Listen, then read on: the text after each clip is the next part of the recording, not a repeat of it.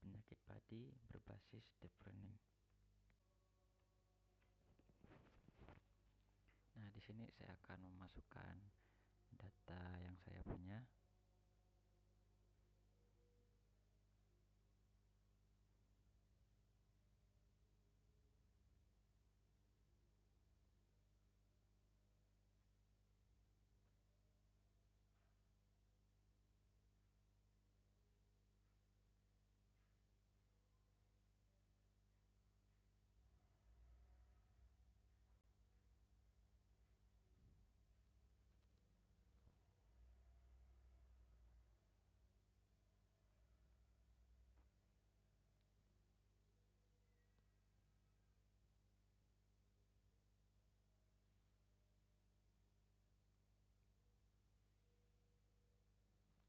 Nah, di sini saya akan persingkat videonya agar lebih cepat.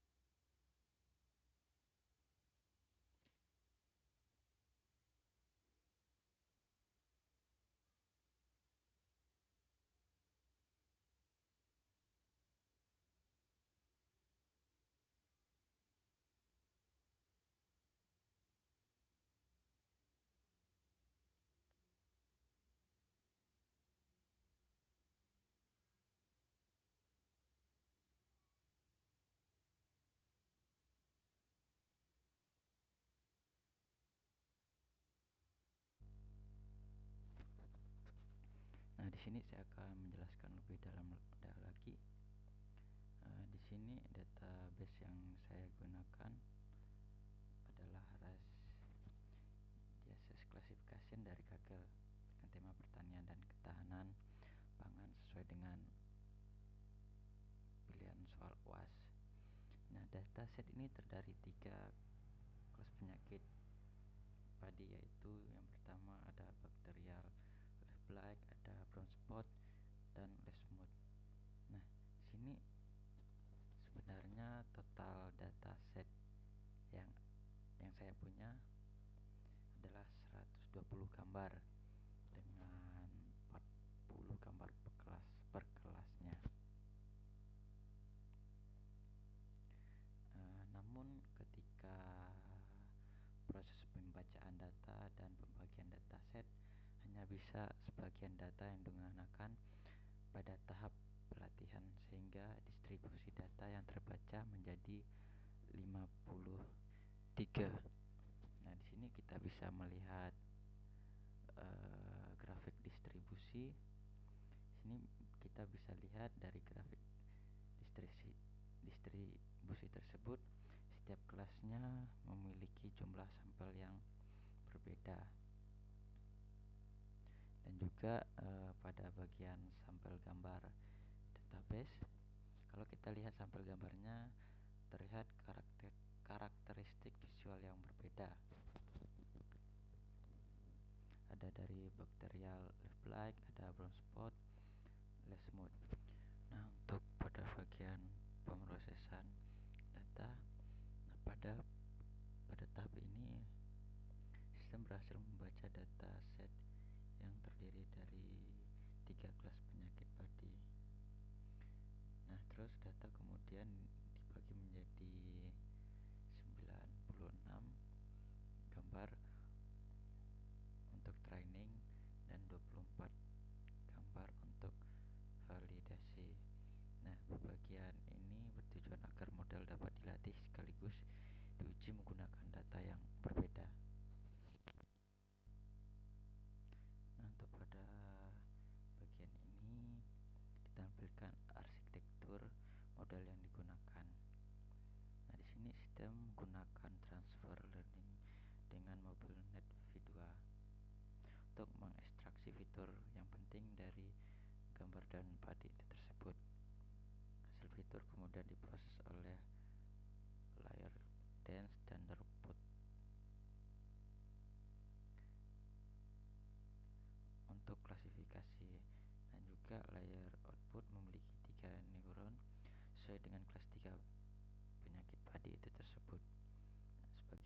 parameter dibukukan sehingga model lebih efisien dan cepat dilatih. Nah, untuk pada bagian ini total parameternya yaitu sekitar 2,6 juta dan trainable parameter sekitar 36.000, itu bagian model yang dilatih ulang. Sedangkan pada bagian ini non trainable parameter sekitar 2,25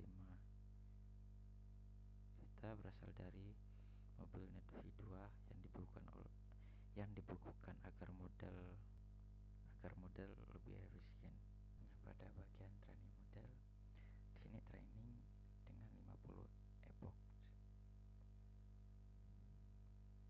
Nah, di sini bagian yang 18 ini berhenti, 26 berhenti, dan sampai 31 berhenti.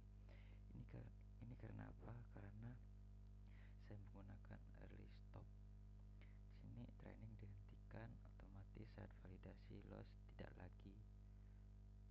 lagi membaik, sehingga bisa mencegah overheating. Di sini kemudian model mengambil bobot terbaik dari epoch yang ke-21, yaitu saat performa validasi paling optimal. Nah, untuk pada grafik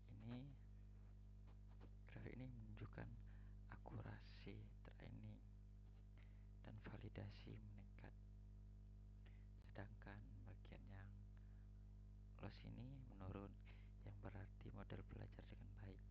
Nah, kurva training ini dan validasi relatif stabil, menandakan tidak terjadi overheating.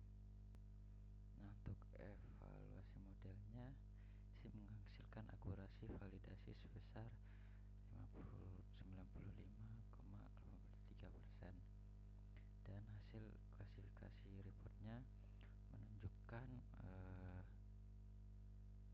presisi recall Evans score tinggi pada semua kelas, sehingga model mampu mengklasifikasi penyakit padi dengan baik. Nah, pada bagian konvolusi matrik ini menunjukkan perbandingan antara label sebenarnya dan hasil prediksi model. Nah, di sini kelas bakterial Leaf Blight berhasil diklasifikasi seluruhnya dengan benar. Pada kelas brown spot dan lesmut masih terdapat beberapa kesalahan klasifikasi, namun jumlahnya relatif kecil. Secara keseluruhan, model mampu membedakan penyakit padi dengan performa yang baik.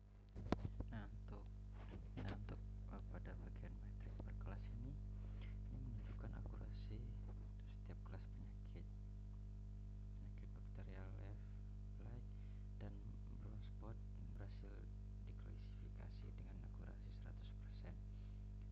Artinya seluruh data pada kelas tersebut dikenali dengan benar, sedangkan lesmut memiliki akurasi 87,5%, yang berarti masih terdapat sedikit kesalahan prediksi. Untuk penyimpanan model ini, di sini setelah proses training dan evaluasi selesai, model disimpan dalam file tersebut agar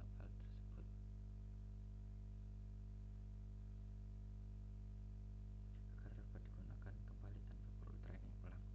Selain itu, nama kelas disimpan dalam file kelas names npy untuk memastikan hasil prediksi sesuai dengan label kelas. Bagian ini sistem diimplementasikan dalam bentuk aplikasi berbasis web menggunakan Gradio. Nah, sini pengguna dapat mengunggah gambar daun padi ke sistem dan juga akan menampilkan hasil prediksi serta jenis penyakit yang ada.